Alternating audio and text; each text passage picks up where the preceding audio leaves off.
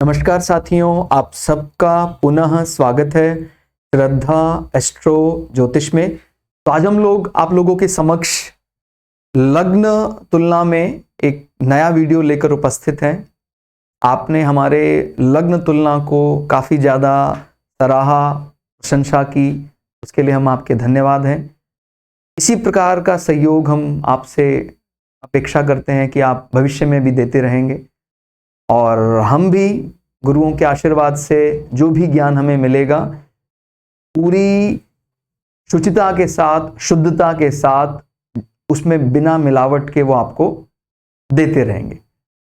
बहुत ही अच्छी क्लास होने वाली है और ये तरीका काफ़ी ज़्यादा लोगों को अच्छा लगा और वो सही भी है। किसी लग्न को अगर बारीकी से समझना हो तो उनका तुलना करना बेहद आवश्यक है। मेष लग्न बनाम सिंह लग्न, इससे पहले जो हमने तुलना की थी उसमें काफी चीजें अलग अलग सी दिखाई देती थी। अभी हमने देखा कई तत्वों के अनुसार, जैसे दोनों में हमने लिखा है फायर, अग्नि तत्व प्रधान है, दोनों ही क्षत्रिय, एक वॉरियर का रूप है। उस वॉरियर में भी क्या क्या समानताएं हैं, क्या क्या असमानताएं हैं, कौन सा लग्न किस पर्टिकुलर, यानी जो हमने जो कुछ थंब रूल बनाए हैं तो उन थंब रूल में कौन सा लग्न ज्यादा फिट बैठता है। हालांकि एक्सेप्शनल जो कुछ अलग केसेस है उनसे इनकार नहीं किया जा सकता है, लेकिन जैसा चली आ रही मान्यताएं हैं सदियों से, उनमें किस किस रूप में इन लग्नों को बाय डिफॉल्ट ज्यादा अच्छा माना गया है। तो आइए शुरुआत करते हैं। अगर हम इसको कमांडर वर्सेस किंग की भी संज्ञा दें तो भी गलत नहीं होगा। मंगल का मूल त्रिकोण माना जाता है मेष। मंगल का मूल त्रिकोण यानी मंगल का ऑफिस, यानी कमांडर पूरी तरह फॉर्मल होकर ऑफिस में बैठे हैं, वो मेष लग्न बताता है। और सिंह लग्न, ये इनका मूल त्रिकोण भी है और इनका स्वग्रही भी है, क्योंकि सूर्य के पास एक ही राशि है, सिंह राशि है। तो कुछ पर्टिकुलर डिग्रियों में ये बहुत ज्यादा फॉर्मल हो जाते हैं तो उसको मूल त्रिकोण कहते हैं। मूल त्रिकोण यानी ऑफिस, एकदम जैसे बाहर वालों के साथ कैसे डील करना है, और उसी में वो स्वग्रही है। स्वग्रही में थोड़ा सा व्यक्ति इनफॉर्मल हो जाता, थोड़ा सा ज्यादा रिलैक्स महसूस कर सकता है, लेकिन जो सांसारिक दृष्टि से प्राप्तियों के लिए बना है वो तो आपको पता है, हमें एक प्रोटोकॉल, मानक प्रक्रियाओं में थोड़ा बंधना पड़ता है। तो अगर कोई व्यक्ति किसी प्लैनेट को स्वग्रही देखता है तो वो ग्रह संबंध, शांत प्रवृत्ति और सुख का उपभोग, इन सब विषयों के लिए स्वग्रही का बल देखा जाता है।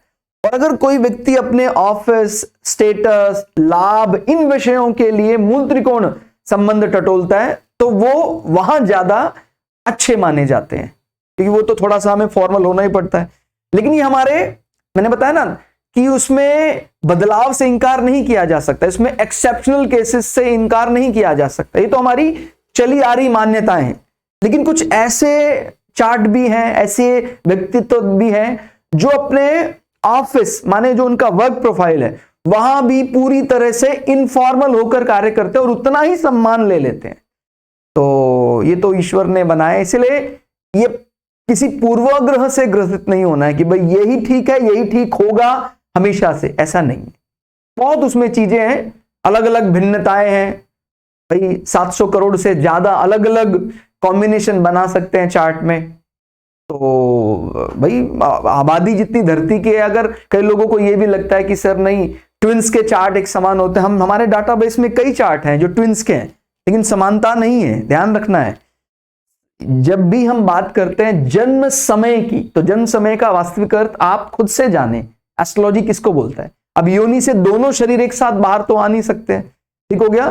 तो उसमें माइक्रोस्कोपिक अंतर तो होगा ही होगा। और किसी को यह लगता है कि नहीं, दोनों एक साथ शरीर बाहर निकलते हैं, तो भी हम शुरुआत के जो बिंदु हैं, हमने जो जीवन शुरुआत किया है, वो उसको जब हम देखेंगे तो अलग अलग प्रकार से। कोई कहता है कि मुझे राजा समान सुख मिला, और यही एक राजा के बच्चे के लिए और एक जिसके पिता का चार्ट अलग है, एक कोई हो सकता है उनका जन्म किसी बहुत ज्यादा सामान्य या बिलो मिडिल क्लास फैमिली में जन्म हुआ हो और फिर वो राजा समान बन गया हो, और वो राजा के परिवार में था फिर वो राजा बना। तो इस अंतर को भी हमें ध्यान रखना है। जो हमारे जो डिपेंडेंट्स हैं, हमारे फैमिली मेंबर्स हैं, हमारा स्पाउस चार्ट है, वो मिलकर ही हमें ओवरऑल डिलीवर होता है। तो ये कोई एक चार्ट का विषय नहीं है। बोलते हैं ना भी हमारे भाग्य से नहीं, आपके भाग्य से वो मिल गया। तो इसीलिए इतना सरल नहीं है जितना हम डिक्लेयर कर देते हैं। तो ज्योतिष वो दर्शन है जो लोक और परलोक को जोड़ने के लिए और तृप्ति के लिए बना है। जो इसको पढ़कर भी अतृप्त रहता है, इसको पढ़कर भी वाद विवाद में उलझा रहता है, उसको कोई तृप्त नहीं कर सकता है। इसीलिए ये एक बहुत अच्छा दर्शन शास्त्र है, बहुत अच्छा फिलोसफिकल स्टडी है। ये कोई आंकड़े निकालना नहीं है। कई लोग सिर्फ इसको आंकड़ों तक सीमित रखते हैं, बस ये इसका फल दे दिया, बस नहीं।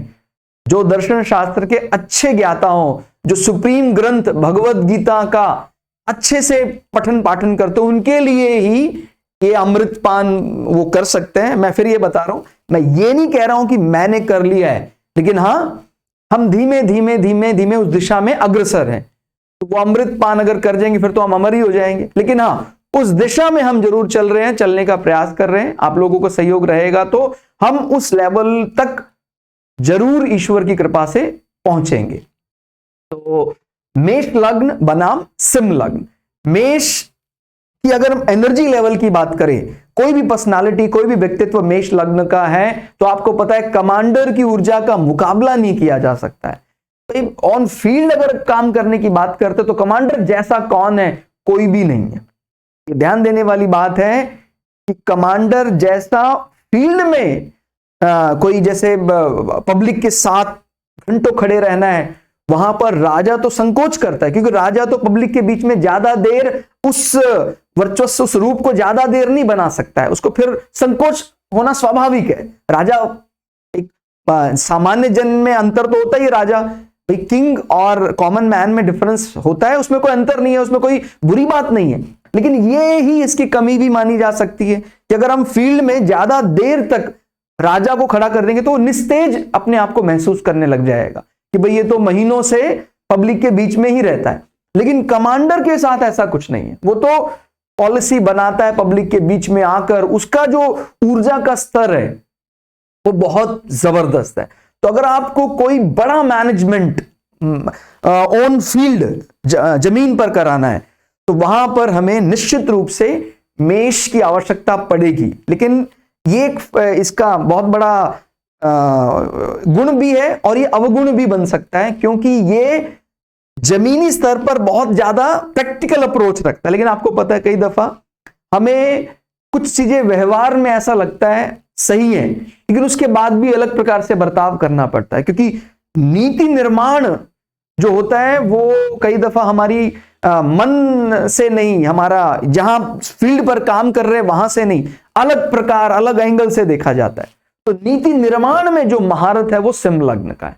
तो अंतर को जरा समझिए, ये आदेश पारित करना, आदेश कोई पॉलिसी बनाना, उसके बाद उसको इंप्लीमेंट अगर करवाना हो, चाहे वो रूथलेस तरीके से, क्रूरता से भी करवाना पड़े, तो मेष लग्न को उसमें कोई भय नहीं है। तो एक कह सकते हैं कमांड, पूरी कमांडिंग ऑफिसर्स, इस प्रकार की जो पर्सनालिटीज हैं वो मेष लग्न, एरीज असेंडेंट। और जो उस कमांडिंग ऑफिसर्स को ऊपर से आदेश मिल रहा है वो बहुत कठिन काम है। हमें लगता है कि नहीं राजा बनना तो बहुत सरल है, वो क्या करता है, उस पर बहुत ज्यादा कई चीजों को व्यवस्थित करना पड़ता है। राजा ठीक है, हमें लगता है कि राजा क्षत्रिय, एक वॉरियर है, लेकिन राजा जब लोगों के साथ बात, उसको कई अलग अलग चीजें देखनी पड़ती हैं। ठीक हो गया, राज दरबार में वो, इसके मुकाबले अगर बात करें थोड़ा सा राजसिक गुण भी इसके अंदर दिखाई देता है। ठीक हो गया। और लेकिन हम सिर्फ असेंडेंट के बेस पर पूरी भविष्यवाणी नहीं कहेंगे। ध्यान रखना, ये कोर, एक स्केलेटन तैयार हो जाता है, एक कंकाल हमें मिल जाता है। खाली अगर लग्न भी मिल जाता, और हमने हमारे ग्रहों के गणित में आप लोगों को विस्तार से चर्चा की थी कि अगर आप किसी व्यक्ति का खाली डेट ऑफ बर्थ और टाइम ऑफ बर्थ भी जान लेते हैं और आपके पास उस समय तत्काल में कोई ऐसा गैजेट, कोई ऐसा एम्फीमी कोई ऐसा बुक नहीं है एफिमेरिस की या पंचांग नहीं है, तो भी आप उसके बारे में कुछ बेसिक कैलकुलेशन खुद से कर सकते हैं। भाई इस महीने में इस डेट को सूर्य इस राशि में होता है और इस समय पर इसका जन्म हुआ है, तो डेफिनेटली ये लग्न हो सकता है। तो लग्न से फिर आप काफी चीजें तय कर पाएंगे। और लग्न आपको मिल गया है तो सूर्य भी आपको मिल गया है, सूर्य मिल गया। अगर आपको तिथियां पता है, हिंदी तिथियां, तो फिर आप चंद्रमा को भी उसी अनुसार से राशि असाइन कर सकते हैं। तो वो बिना किसी एफेमेरी बुक को देखे, बिना असेंडेंट चार्ट, बिना पंचांगा को देखे अभी हम कुछ बेसिक कैलकुलेशन कर सकते हैं। तो ये एक हमने खांचा, कंकाल तैयार कर लिया हमारे दिमाग में, और जब हम उसमें कुछ ऐसी बात बताएंगे तो काफी हद तक हम जो कैलकुलेट कर रहे हैं वो काफी हद तक सटीक जाएगा। क्योंकि हमने ये तय किया है कि हम एस्ट्रोलॉजी को सिर्फ अपने बुक तक सीमित नहीं रखेंगे, हम इसको अपने जीवन में जिएंगे। जो जैसे लोग कहते हैं ना, भाई गुरु के लिए क्या रेमेडी करना चाहिए, सूर्य के लिए क्या रेमेडी करना चाहिए। सूर्य जो है उसी को हमारे जीवन में जो जो सूर्य का कारक है उसको साधना चाहिए। अब सूर्य हमारे जो बॉस हैं, खाली एम्प्लॉय का कर्तव्य ये नहीं कि भाई हमेशा कार्य कर लिया और बॉस की बुराई करता रहा, नहीं। हमें जहां से रोटी मिलती है, जहां से हमें एक क्या बोलते हैं, आप अगर किसी को सूर्य का बल समझना है तो कर्ण को समझना चाहिए, सूर्य पुत्र कर्ण, कि भाई उन्होंने कभी भी, उनको पता था कि दुर्योधन अधर्म के पक्ष में है, लेकिन मैं दुर्योधन का साथ नहीं छोड़ सकता हूं। ऐसा अगर कोई अपने बॉस के लिए, उसका सूर्य कहां बिगड़ने वाला है। आप खुद समझ सकते हैं कि कर्ण से ज्यादा अच्छा सूर्य किसका हो सकता है। तो ऐसा ही विचार अपना करना चाहिए कि अगर हम ऑफिस में, क्योंकि ज्यादातर यही एक आजकल भावना चलती कि भाई अपने सीनियर्स को बुरा भला कहना। अरे भाई उनको जो कर्तव्य मिला, उनको जो कार्य मिला वो कर रहे हैं, उसमें कुछ गलत लोग भी हो सकते हैं, लेकिन हमें सबको गलत श्रेणी में नहीं रखना है। जैसे सारे एम्प्लॉयज अच्छे नहीं हो सकते, ऐसे एम्प्लॉयर्स भी कैसे सारे अच्छे हो सकते हैं, लेकिन हमें कर्तव्यनिष्ठ होना है, हमें धर्म का पालन करना है। ठीक हो गया। तो जो सूर्य की जो बात करते हैं, सूर्य जिसका कमजोर है वो समझे उनके जो सीनियर्स हैं, बॉस हैं, अथॉरिटी है, गवर्नमेंट के लिए जो उनका कर्तव्य है, अगर वो उसके लिए कर्तव्य परायण है, सूर्य आपका डेबिलिटेटेड है, तभी भी आप, ये बड़ी इंटरेस्टिंग बात हमें समझ में आती है। कुछ चार्ट्स हमने देखे और पिछले 25 सालों से 28 सालों से वो अपने सूर्य को खराब ही मानते थे, और जब चार्ट उनका डिस्कस किया, थोड़ा सा उसमें चेंजेस करे, पता लगा वो सूर्य जो डेबिलिटेटेड था वो नवमांशा में 3 मिनट के चेंजेस करने के बाद पता लगा वो वर्गोत्तम मिल गया हम अपने को। और वर्गोत्तम यानी चाहे वो नीच का भी हो तो भी स्वग्रही समान फल देता है, तो बहुत बढ़िया उसको रिजल्ट देने वाला है। लेकिन वो तब से 25 सालों से यही मान रहा था कि मेरा सूर्य खराब है, लेकिन वो बड़ा वफादार व्यक्ति था अथॉरिटी के लिए, बॉस के लिए, सीनियर के लिए, गवर्नमेंट के लिए। तो हमें भी ये बात याद रखनी है। अगर आपको लगता है कि मेरा सूर्य खराब है, तो अभी भी आपके जीवन में अचानक आपको पता लगेगा, जब आप कोई अतिरिक्त चार्ट देखेंगे, कोई अतिरिक्त सूत्र के बारे में आपको तभी पता भी लगेगा, रियलाइज भी तभी होगा जब हम उसका पैरेलल रेमेडी कर रहे हैं। तभी अचानक हमें रियलाइज हो जाएगा कि यार ये तो नीच होकर भी उच्च समान फल दे रहा है, या इसका नीच भंग हो गया है। क्योंकि ऐसे ही कोई थॉट इतना सस्ता नहीं होता है, विचार कोई अच्छा मिल जाए।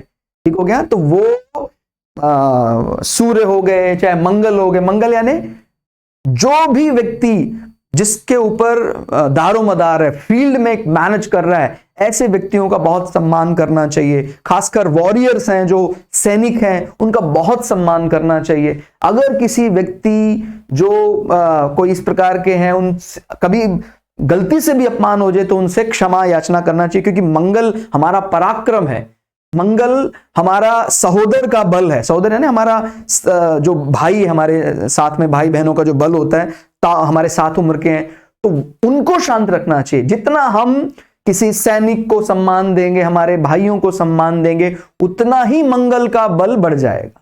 ठीक हो गया। ये वाली बात कहने से काम नहीं चलेगा कि वो पूरी तरह सही नहीं है। क्या हम पूरी तरह सही हैं? क्या हम आइडियल हैं? अगर नहीं है तो दूसरे से आइडियल की कल्पना करना व्यर्थ है। अगर आप अपने कर्तव्यों पर खरे हैं, आपके चार्ट में मंगल नीच का है, दूसरों से बहुत अच्छा बर्ताव करते हैं, भाइयों का ध्यान रखते हैं, भाइयों का हक छीनने का काम नहीं करते हैं, सेना के सभी सम्मानित सेना, पुलिस, जो भी मंगल को रिप्रेजेंट करता, जो जो मंगल के कारकत्व हैं, उनको आप सम्मानित दृष्टि से देखते हैं, तो आपके जीवन में वो नीच का मंगल भी अच्छे फल अवश्य देगा। ठीक हो गया।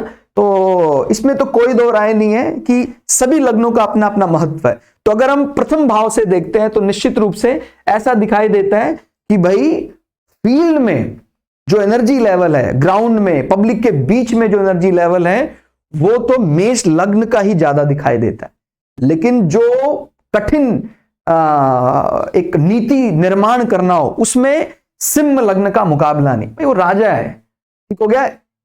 इसका काम आदेश, किसी को अगर एक पब्लिक को बहुत बड़ा आदेश देना हो, उसके पे तो व्यक्ति फिर भी प्रश्नवाचक चिन्ह लगा सकता है, क्योंकि इसका काम मुख्य रूप से आदेश देना कम, आदेश का पालन करना ज्यादा है, या उसको एग्जीक्यूट करवाना। वो आदेश कहीं और से आया, माने ये एक प्रकार से सेकेंडरी बॉस कहा जा सकता है। कमांडर है भाई वो, और ये तो किंग है स्वयं, लेकिन ये आदेश इसने दिया है। अगर वो ग्राउंड पे जाकर उसको एग्जीक्यूट करवाने लग जाए तो वो एनर्जी लेवल थोड़ा सा कम दिखाई देगा। तो प्रथम दृष्टया ऐसा लगता है कि पब्लिक के बीच में मेष लग्न ज्यादा डोमिनेट दिखाई दे रहा है, ज्यादा बढ़ा चढ़ा दिखाई दे रहा है। ठीक हो गया। और सभी राशियां सभी लग्नों के पास मौजूद है, तो उनको भी थोड़ा थोड़ा अगर समझते हुए चलें, दोनों ही अग्नि तत्व, दोनों ही क्षत्रिय, माने क्षत्रिय वर्सेस क्षत्रिय, वॉरियर वर्सेस वॉरियर। तो जो वॉरियर का प्रधान गुण है, ठीक हो गया भाई, वो तो नाम ही उसका वॉरियर है, तो प्रधान गुण तो मेष लग्न के पास है, इसमें कोई दो राय नहीं है। और मैंने पहले भी बताया है, वॉरियर, मेष जैसा वॉरियर अपराजय है। मतलब अगर इसको सारा लग्न ग्रहों का बल मिल जाता है तो बहुत बढ़िया है। कई व्यक्ति इस पर भी अपना प्रश्न लगा सकते हैं, रख सकते हैं कि सर आपने कई जगह मेष को कुछ दृष्टि से खराब भी बताया। वो सही बात है, आपने अगर मेष लग्न को किचन के काम में लगा दिया तो फिर वो खराब बर्ताव करने लग जाएगा। तो समझना है जरा, अगर किसी स्त्री का मेष लग्न है और आप उनको कोई कमांड, इस प्रकार की बड़ी मैनेजमेंट नहीं देते हैं, तो फिर वो बहुत ज्यादा विचलित हो जाएंगे। हो सकता है किचन को भी मैनेज करना हो, लेकिन वो अगर छोटा मोटा ना हो, एक बड़े स्तर का हो, तो फिर वो प्रसन्न हो जाते हैं। ठीक हो गया। तो ध्यान रखना है, एक बड़ा मैनेजमेंट और एक कमांडर पर्सनालिटी है वो, चाहे वो एक महिला जातक का चार्ट है, पुरुष जातक का चार्ट है, तो वो ध्यान रखना है। मेष लग्न क्षत्रियों में भी सबसे ज्यादा क्षत्रिय प्रधान गुण रखता है। ठीक हो गया। इसके बाद फिर क्षत्रिय प्रधान गुण में नंबर आता है 5 नंबर का। ठीक हो गया। तो ध्यान रखना है, सिर्फ राजा क्षत्रिय धर्म का पालन करता है ऐसा नहीं है।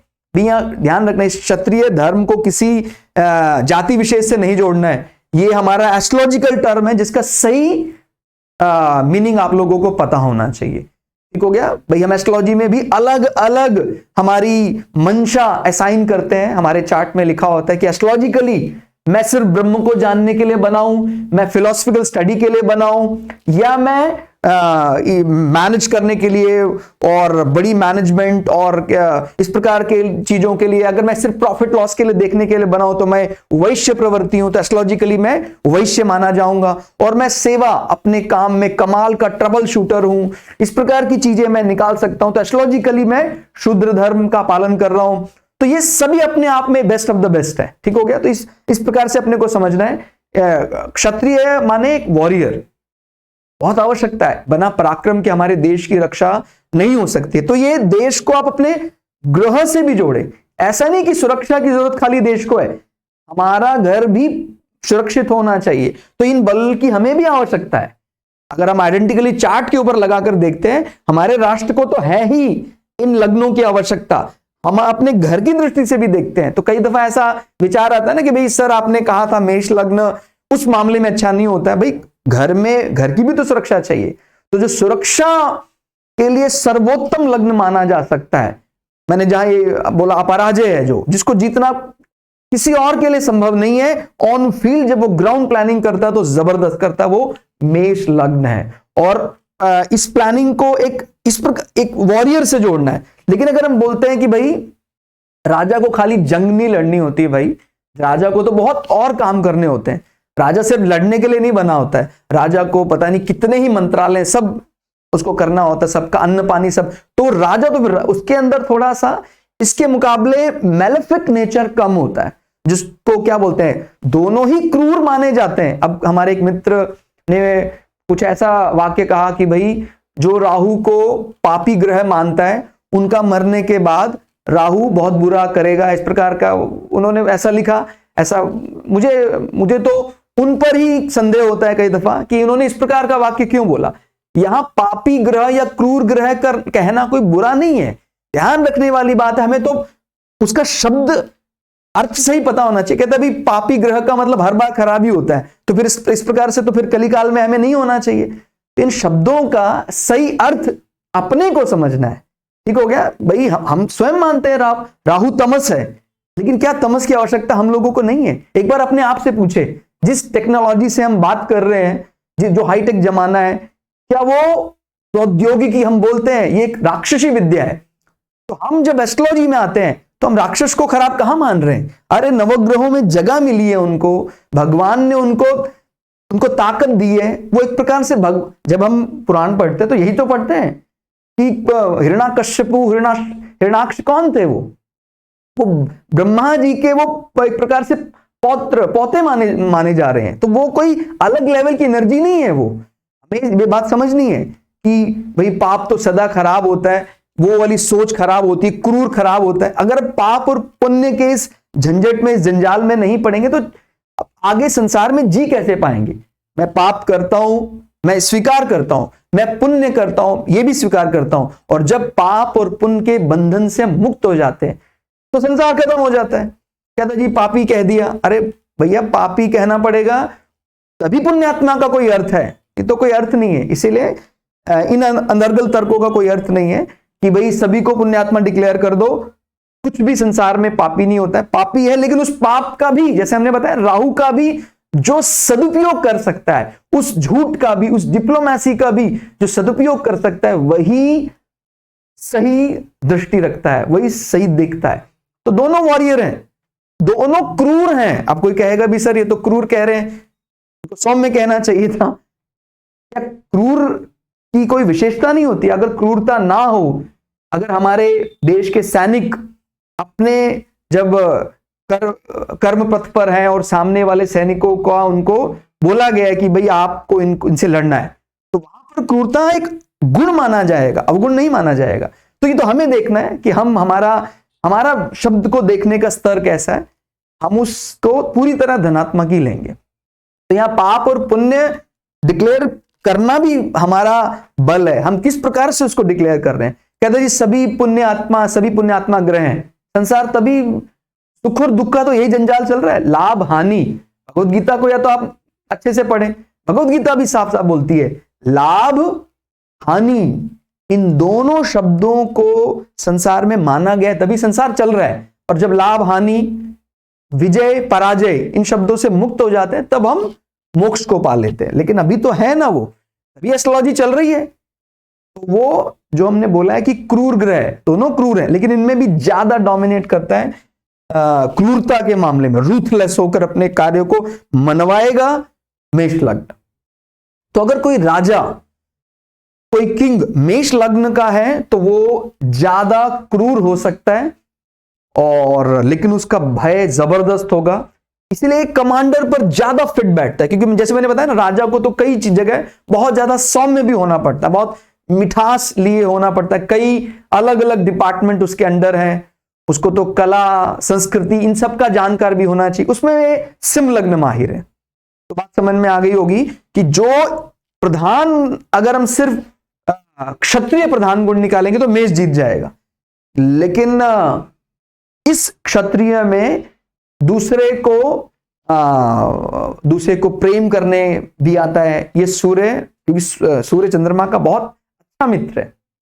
सूर्य और चंद्रमा के मिलन, सूर्य और चंद्रमा की दूरी से ही पूर्णिमा और अमावस्या जैसे शुभ दिवस या अच्छे जो मुहूर्त आते हैं वो इन्हीं के कारण आते हैं। इसका जो अधिपति है इसका सूर्य। दूसरे अगर भाव की बात करते हैं, फिर हम थोड़ा और बढ़िया क्लैरिटी समझ में आएगी। दूसरा भाव हमारा कुटुंब है, ठीक हो गया, कुटुंब। यहां पर काल पुरुष जो हम बात करते हैं, सबसे ज्यादा जिसके बारे में चर्चा की जाती है जिस चार्ट के बारे में, मेष लग्न। तो मेष लग्न को एक बाइसिंग तो मिल ही रही है कि भाई काल पुरुष ने भी मेष लग्न ही क्यों असाइन किया, एक नंबर लिया था, वो उसका स्वामी मंगल ही क्यों था, वो सूर्य भी ले सकता था। तो एक थोड़ा सा शुरुआती पलड़ा तो अनुशासन की दृष्टि से, समय की दृष्टि से ज्यादा भारी दिखाई देता है। तो ये जो समय को एकदम मतलब सेकंड एक्यूरेसी से मानने का बल मेष लग्न रखता है। सबसे ज्यादा अगर सनातन पद्धति में समय को माना गया, हर चीज का क्या निकालते थे, मुहूर्त। गुलामी के कारण भूल गए मुहूर्त का अर्थ पता नहीं क्या होता है। मुहूर्त का अर्थ समय, यानी हमारा सारे काम पूर्व निर्धारित।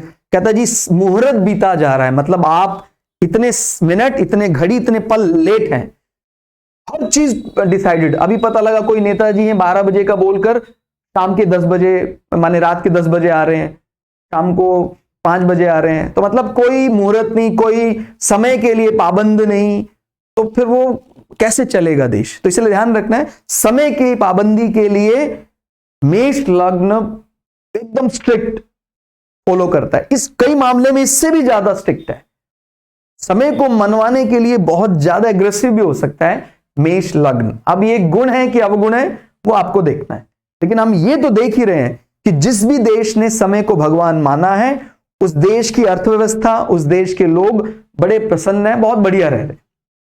तो यहां पर शुरुआती पलड़ा ऐसा लगता है मेष लग्न का भारी हो रहा है, क्योंकि राजा बहुत ज्यादा मीठा भी नहीं होना चाहिए। कि तो लोग उसको समझते हैं भाई इसमें तो कोई बल ही नहीं है।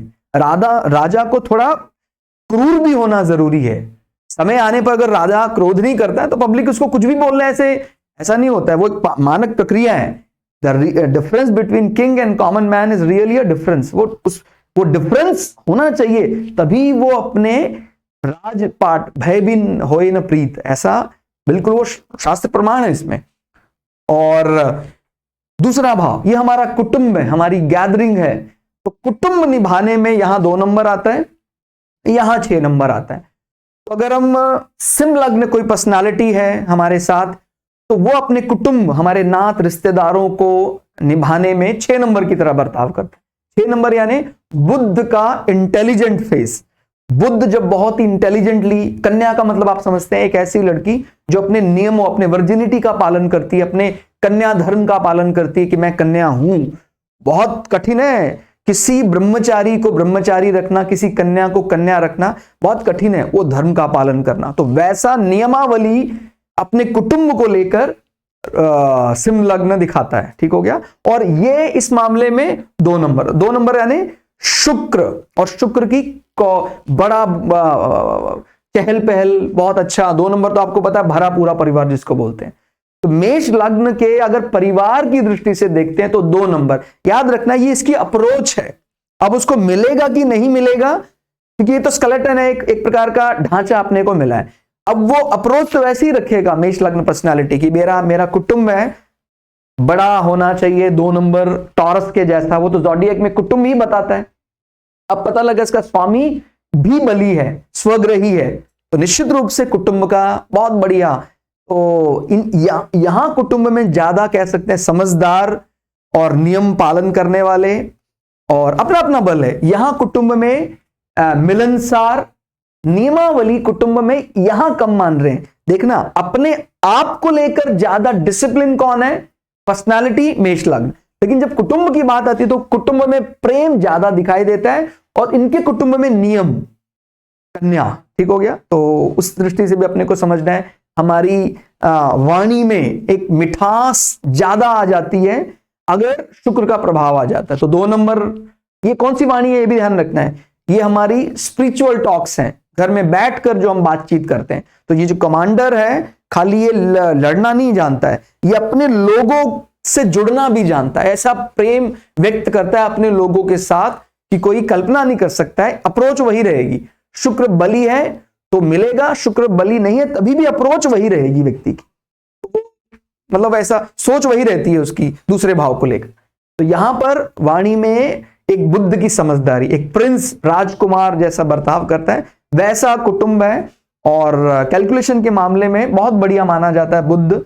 तो अगर हम कौटुंबिक दृष्टि से परिवारजनों का ज्यादा बढ़िया कैलकुलेशन, बड़े कैलकुलेटिव लोग हैं, बहुत ज्यादा समझदार हैं, मतलब मैं ये नहीं कह रहा कि 2 नंबर के पास समझदारी नहीं है, लेकिन ये अपने प्रेम में समझ को थोड़ा कम कर देता है, लेकिन ये समझदारी को आगे रखता है।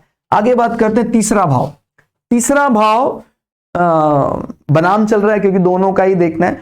तो मेष लग्न के लिए जो फॉर्मल कम्युनिकेशन उसको मिला है वो दिया है 3 नंबर ने। 3 नंबर यानी मरकरी का रोमांटिक फेस।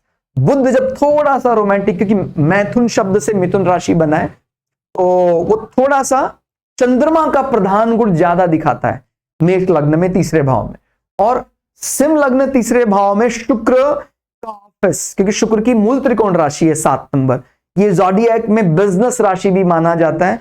तो ये अपने वाणी को लेकर, यहां शुक्र के ऑफिस जैसा बर्ताव है, वहां बुध का स्वग्रही राशि मिथुन जैसा बर्ताव है। तो अगर हम फॉर्मल कम्युनिकेशन में ज्यादा भाई जब किसी से हम फॉर्मली बात करते हैं तो हम ऐसा कल्पना करते हैं कि भाई ये डील को फाइनल कराए, हमारी जो वॉइस है, हमारा जो भी कमिटमेंट है वो एक बढ़िया फॉर्मल तरीके से उसको देखा जाए। हमारा जो भी, चाहे हमारी लेखनी कला है, हमारा भाई बहनों के साथ ये जो भी हमारा संचार चलेगा, उसके लिए ज्यादा अच्छा माना जा सकता है 7 नंबर। क्लियर हो गया? बनाम चल रहा है तो उस चीजों में हमें ध्यान रखना है।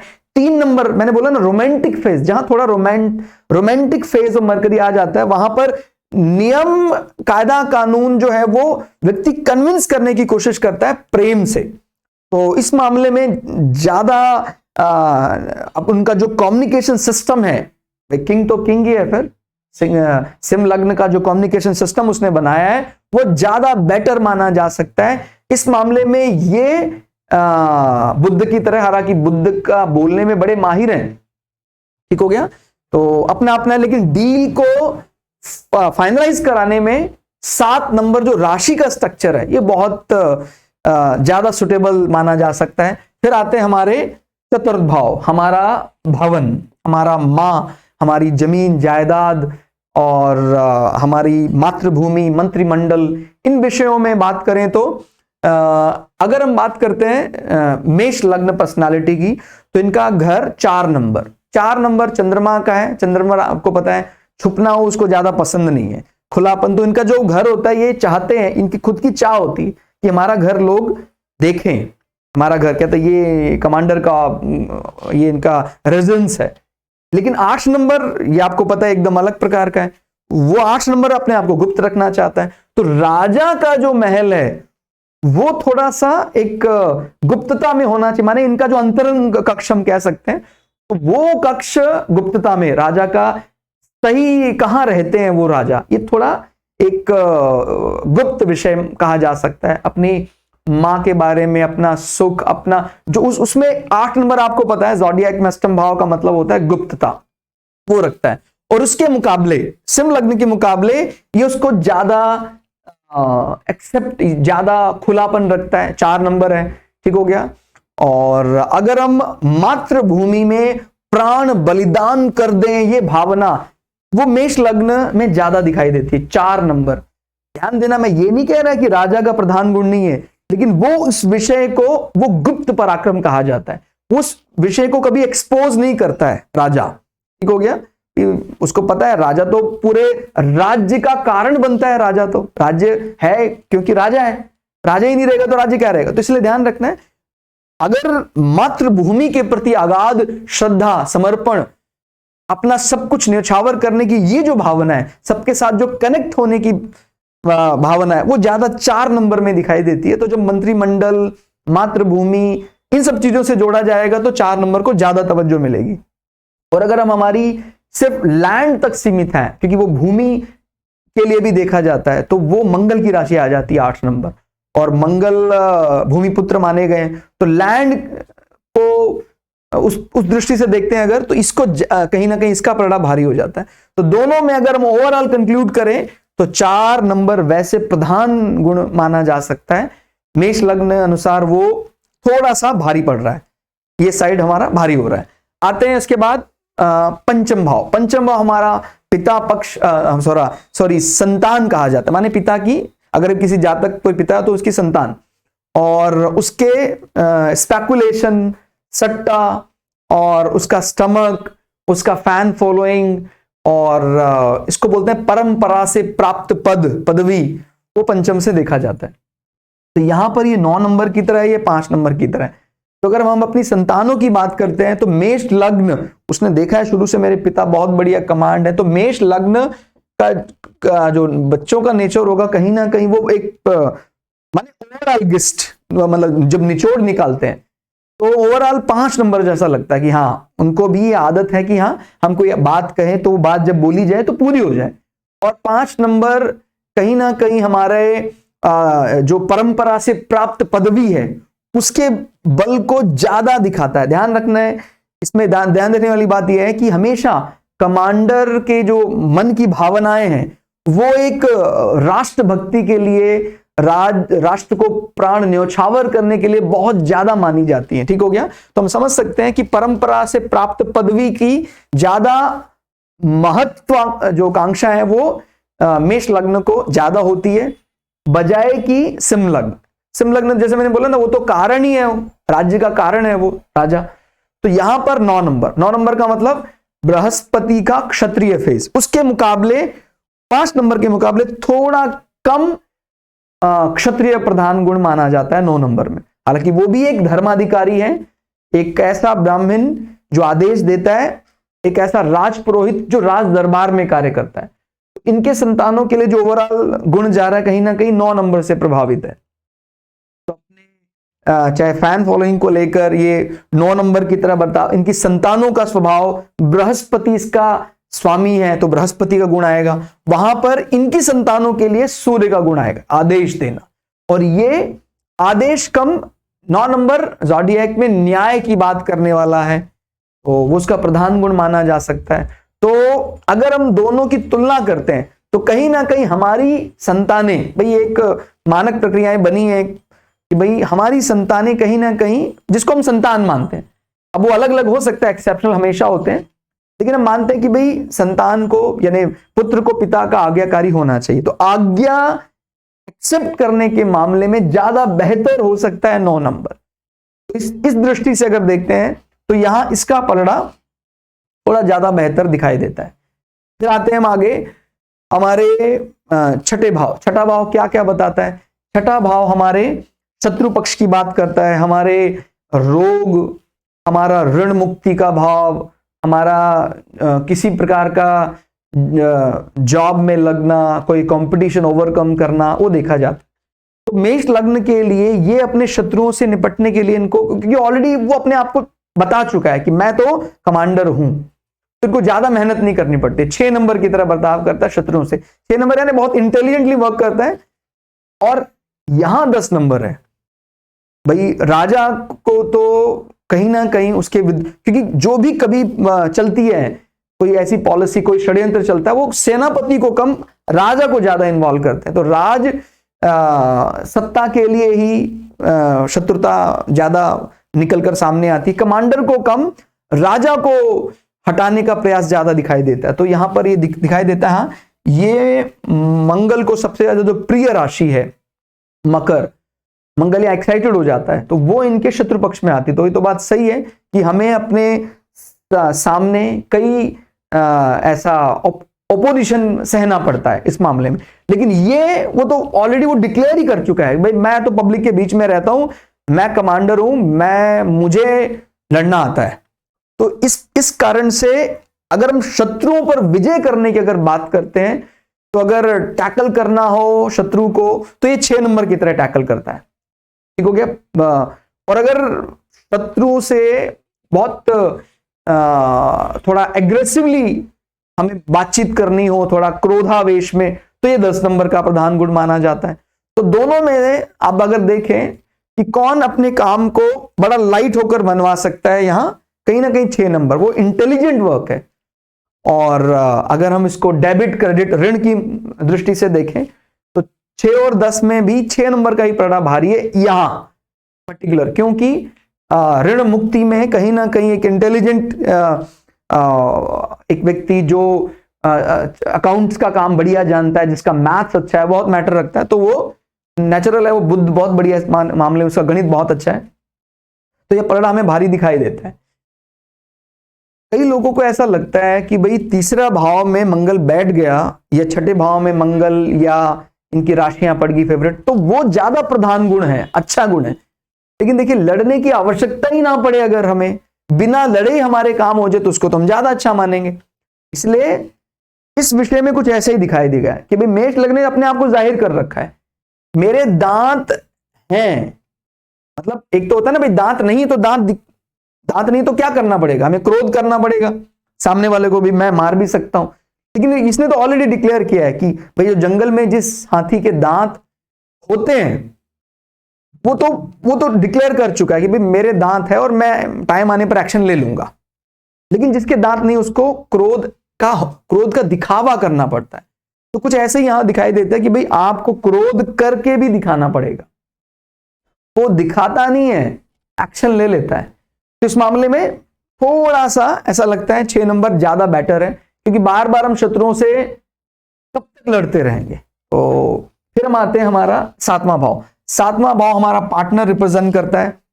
पार्टनर की दृष्टि से यहाँ 7 और 11 दोनों ही अच्छे नंबर है। वैसे कि मैं पहले बता चुका हूं, ये एक सिर्फ समझने के लिए हमने कुछ थोड़ा बेहतर विकल्प देखा है। बाकी ऐसा नहीं है कि किसी चार्ट में कोई कमजोरी है, दोनों ही अपने बलाबल में अच्छे हैं।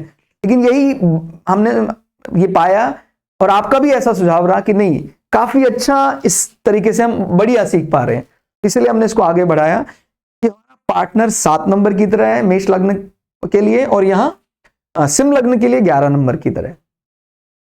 शुक्र को वैसे इन सब चीजों में महारत है, जहां भी अंतरंग संबंध, प्रेम, प्रेयसी, उसकी पर्सनालिटी, शुक्र तो फिर शुक्र ही है। वो तो बोलते हैं ना, शुक्र हमारे पार्टनर के लिए कारक माना जाता है।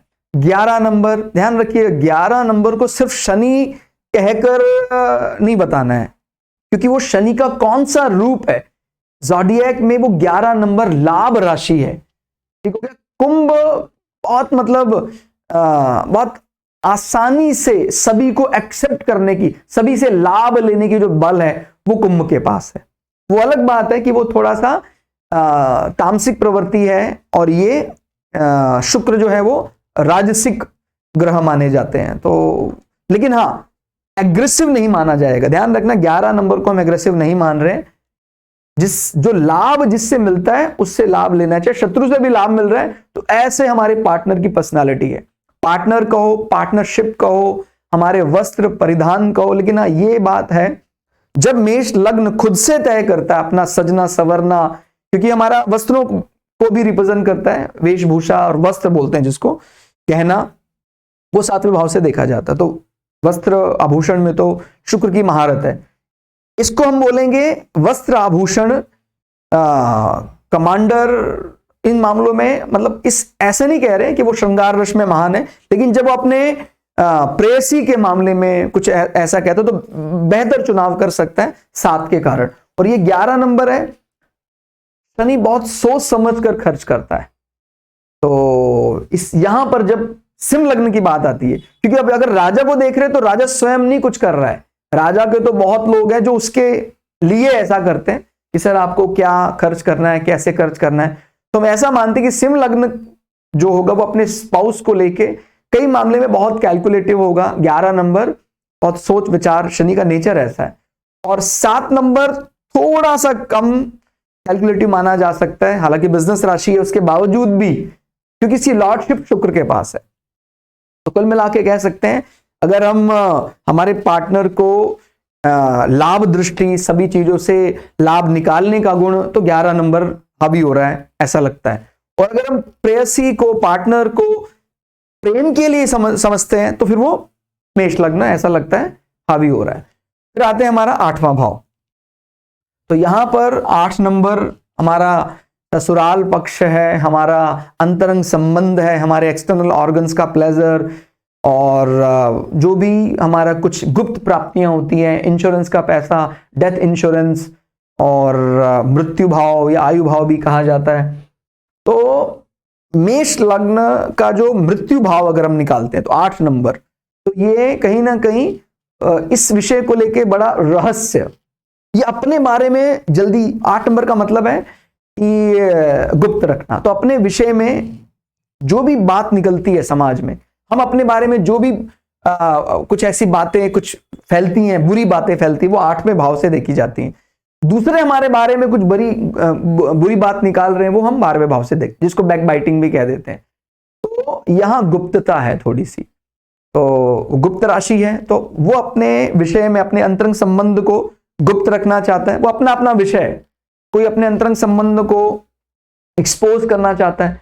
तो अगर हम बात करते हैं राजा के माने सिंह लग्न के अष्टम भाव, 12 नंबर का स्ट्रक्चर कैसा है? Romantic phase of Jupiter. Jupiter इस राशि में थोड़े से रोमांटिक, और आपको पता है ये राशि किसको सबसे ज्यादा प्रिय है? ये वीनस, शुक्र को सबसे ज्यादा प्रिय है। वीनस यहाँ एक्साइटेड हो जाता है, तो ये अंतरंग संबंधों के मामले में और थोड़े चरमपंथी हो जाते हैं। आपको पता है चरमपंथी यानी एक्सट्रीमिस्ट हो जाते हैं, और ये इस विषय को गुप्त रखना चाहते हैं। तो अपना अपना विचार है, कहाँ किसको अच्छा पसंद आ रहा है। तो ये 8 नंबर है। हालांकि अगर हम ससुराल पक्ष की दृष्टि से देखते हैं तो ऐसा लगता है हमारा ससुराल पक्ष संबंध तो 12 नंबर की तरह होना चाहिए, कि भी आनंद है और जाते हैं तो सब प्रेम से बात करते हैं। ये 8 नंबर है इनका ससुराल पक्ष। लेकिन जब हम सिर्फ अंतरंग संबंध की बात करते हैं, हालांकि आजकल के फॉर्मेट में शायद ही 8 नंबर इतना फिट नहीं बैठता, क्योंकि देश काल पात्र लगाना पड़ता है। आजकल तो सभी लोग चाहते हैं कि मेरा जो संबंध है हमारा, कई दफा तो इसको लोग जो इंटर कोर्स का जो प्लेजर, उसको भी कई मामले में कुछ इनडायरेक्टली एक्सपोज करने के उसमें रहते हैं, आजकल का जो देश काल पात्र है। लेकिन ज़ोडिएक में जो काल पुरुष का कुंडली चार्ट मिला है, मेष लग्न, वो इसको गुप्त रखने की बात करता है। तो देश काल पात्र अनुसार देखा जाता है कई जगह 12 नंबर भी बढ़ता जा रहा है, कि हाँ उस सुख को भी बढ़ाने की बात है। समाज में ऐसा चल रहा है, आप इस चीज को, इससे इंकार नहीं कर सकते हैं। समाज काफी चीजें बदल रहा है, जो एकदम गुप्त रखा जाता था वो अब इसको ओपन कर रहा है समाज। उसमें हम किसी को गलत सही नहीं कह सकते हैं कि भाई वो गलत है वो गलत है, वो तो ईश्वर की इच्छा है। कलिकाल क्या ईश्वर से ऊपर थोड़ी है, ठीक हो गया। इसलिए किसी पूर्वाग्रह से ग्रसित नहीं होना है कि सतयुग अच्छा होता है कलयुग खराब होता है, सब अच्छा होता है, उसी का रूप है वो। और उसके बाद आते हैं नवम भाव में। नवम भाव हमारा पिता, हमारा पूर्वज, हमारी धर्म, भाग्य, हमारी मान्यताएं, हमारे जो तीर्थ याटन है, वो सब नवम भाव से देखा जाता है। तो ये अपने धार्मिक यात्राओं, पिता के लिए 9 नंबर, यानी वो एकदम फिट बैठता है कि भाई इनके पिता का स्वभाव एक ऐसे राजपुरोहित की तरह है जो झगड़ते नहीं है, लेकिन बोल्ड होकर अपनी बात कहने का मादा रखते हैं, अपनी बात कह देते हैं। यहां पर पिता 1 नंबर में आते हैं, तो वो अपनी बात को बोल्ड होकर तो ये भी कहते हैं, लेकिन आपको पता है 1 नंबर का मतलब वो एग्रेसिव भी हो सकते हैं, हमलावर भी हो सकते हैं, ठीक हो गया। और पिता पूर्वजों की दृष्टि से अगर देखा जाए तो ज्यादा हावी होता दिखाई देता है यहां सिंह लग्न का नवम भाव, कि भाई नहीं आपको करना ही पड़ेगा। और यहां पर थोड़ा लाइट हो सकता है पिता की दृष्टि, क्योंकि बृहस्पति की राशि है भाई, बृहस्पति पूरी तरह सात्विक ग्रह माना जाता है। और ये मेष जो है वो मंगल की राशि है, मंगल तमस माना जाता है। उस तमस भी अच्छा है हमारे लिए, मैं ऑलरेडी बता चुका हूं वीडियो में। रज, तम और सत्व सब समय अनुसार अच्छा ही माना जाता है। और फिर हमारा धर्म, भाग्य की दृष्टि से वो भी हम नवम भाव में देखते हैं। तो कहीं ना कहीं ज्यादा अगर पिता आज्ञा देने वाले हैं तो सिंह लग्न का परिणाम भारी दिखाई देता है। और हमें लगता है कि नहीं, पिता हमारे ऐसे होने चाहिए कि वो निर्भीक होकर हम सब बात कह देते हैं, लेकिन उसके बावजूद भी वो हम पर हावी ना हो। तो मेष लग्न उसी प्रकार का नवम भाव है। गुरु की दृष्टि से, मेंटर की दृष्टि से, क्योंकि गुरु भी देखा जाता है, तो इनके गुरु कैसे होंगे, आपको करना ही है। और ये एक ऑप्शन रखेंगे, मैंने आपको बता दिया है, ये सही तरीका, निर्भीक होकर बता दिया, लेकिन आपको देखना है आपको उसका पालन करना है कि नहीं, क्योंकि गुरु भाव भी नवम भाव माना जाता है, ठीक हो गया। हम जज, न्यायाधीश, इन सब के लिए भी नवम भाव देखते हैं। तो इस पक्ष में जो न्याय मिलेगा वो एक नंबर यानी बहुत ज्यादा एग्रेसिव पर्सनालिटी है, उनको हमें कहीं ना कहीं कन्विंस करना होगा। यहां पर व्यक्ति नियमों पर तो चलता है लेकिन एग्रेसिव नहीं है।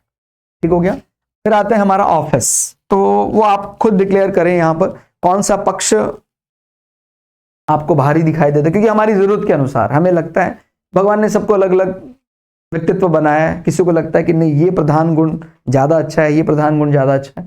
फिर आता है हमारा 10वां भाव, हमारा ऑफिस, हमारा जहां हम मुख्य रूप से जो कर्म है हमारा वो 10th हाउस के से रिलेट करते हैं।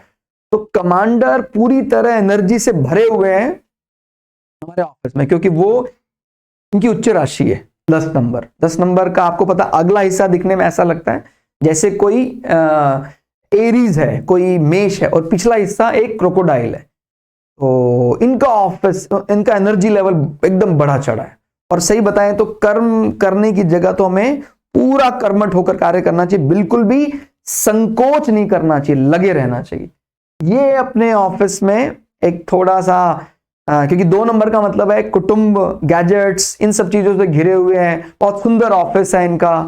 तो यहां पर अगर ऑफिस की सुंदरता की बात आती है तो ये कहीं ना कहीं आगे निकल जाता है। लेकिन अगर हमारे ऑफिस के एनर्जी लेवल की बात आती है तो फिर मेष लग्न हावी हो जाता है। ठीक हो गया, जो हमारा स्टेटस, हमारा ऑफिस। फिर आता है हमारा 11 नंबर। 11 नंबर लाभ के लिए देखा जाता है, हमारी सैलरी, हमारा इच्छा पूर्ति, इन सब चीजों के लिए 11 नंबर।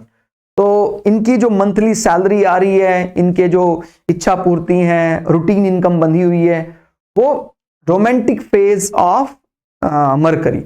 मरकरी थोड़ा वो ज्यादा इस मामले में कैलकुलेटिव नहीं होता है। माने जेमिनाई जो है, मिथुन इतना कैलकुलेटिव नहीं है, बजाय कि कन्या, विर्गो ज्यादा कैलकुलेटिव है, तो ज्यादा बॉदर नहीं करता है।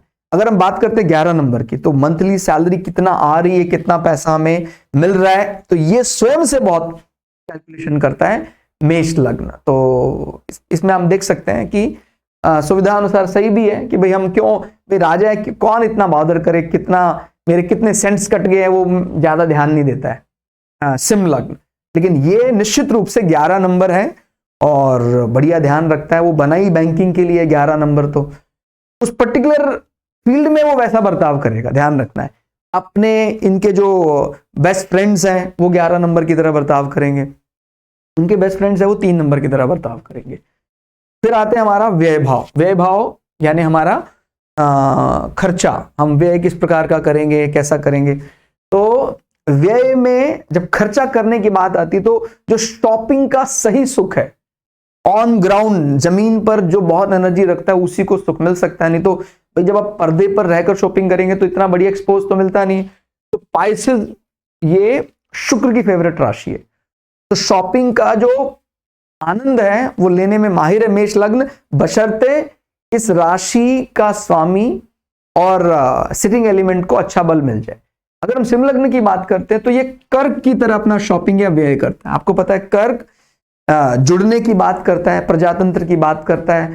तो शॉपिंग या व्यय के लिए 4 नंबर की अगर भूमिका देखें तो इतना अच्छा नहीं माना जाता है, लेकिन इसमें एक इसके व्यय में भी, इसके पैसे लगाने में भी एक मातृत्व छुपा हुआ है। यानी जो भी हम लगाना है हमें वो कहीं ना कहीं देश को ध्यान में रखकर लगाया जाए। तो वो उस दृष्टि से ये बिल्कुल सही बात भी है। सिंह लग्न राजा के लिए देखा जाता है, तो जो हमने व्यय किया है कहीं ना कहीं उसको जमीन के साथ रिलेट करना, मंत्रिमंडल के साथ रिलेट करना, वो ऐसी भावना रखता है। लेकिन अपने शॉपिंग में ही डूब जाना, शॉपिंग का भी अपना एक आनंद होता है। मतलब मैं किसी पार्ट को बढ़ावा नहीं दे रहा हूं, लेकिन वो अपना उसका एक अलग विषय है। अगर विषय ना होता तो भगवान उनको रस्ता ही क्यों। तो ये 12 नंबर जो शॉपिंग विषय मिला है, ये इसका पूरा जो टेस्ट है वो मेष लग्न ले पाता है। जब वो निकलता है, जब कोई क्या बोलते हैं ना, आर्मी की बटालियन कोई बढ़िया विक्ट्री लेकर आई है तो बोलते हैं आज आप घूमने जाइए।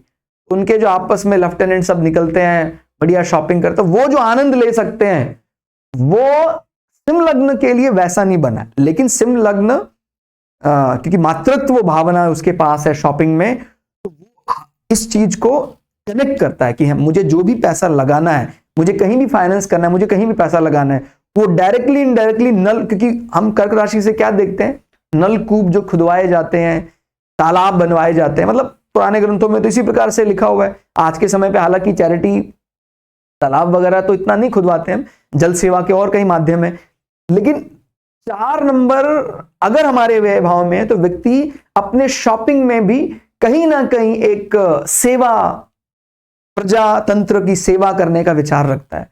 तो अगर हम उस दृष्टि से देख रहे हैं तो यहां इसका पक्ष बली है, और सिर्फ शॉपिंग तक अगर सीमित है तो यहां, और डिपार्चर ऑफ सोल अगर बात करते हो तो दोनों ही मोक्ष राशियां हैं, 4 नंबर भी और 12 नंबर ज़ोडिएक में दोनों मोक्ष राशियां मानी जाती हैं। तो उस दृष्टि से बढ़िया है, हमारे घर में ही ऐसा माहौल बन जाए, अगर घर यानी कर्क ज़ोडिएक में घर की बात करता है तो डिपार्चर ऑफ सोल सरल हो जाता है, और 12 नंबर तो फिर दूर स्थान की बात करता है। तो डिपार्चर ऑफ सोल इसका एक भिन्न है, दूर स्थान की बात करेगा, गुरु आश्रम दूर कहीं, लेकिन यहां पर कहीं ना कहीं हमारा डिपार्चर ऑफ सोल भी कह लें, या हमारा कुछ ऐसा रिटायरमेंट होने के बाद रिहाइश भी अगर है तो वो भी ज्यादा दूर का नहीं बनता है। ठीक हो गया। तो कुल मिला के हमने ये पाया कि दोनों ही लग्न अपने आप में बेस्ट है। कहीं ये हमें आगे दिखाई देता है, कहीं हमें मेष आगे दिखाई देता है, ये आपको तय करना है। हमने पूरी कोशिश की कि आपको इनका सही अर्थ, इनका जो ढांचा है वो आपको समझा पाए। इस प्रयास में हम कितने सफल रहे वो आपके कमेंट बताएंगे, आपके लाइक्स बताएंगे। इसी प्रकार सहयोग आप हमें करते रहिए। हम भी गुरुओं के आशीर्वाद से, आप लोगों की प्रेरणा से निरंतर आप तक जो सत्य है आप आगे उसको शेयर करने का काम करते रहेंगे। मिलते हैं अगली वीडियो में, तब तक के लिए जय श्री भगु पराशरा, जय श्री शुक्राचार्य, नमस्कार।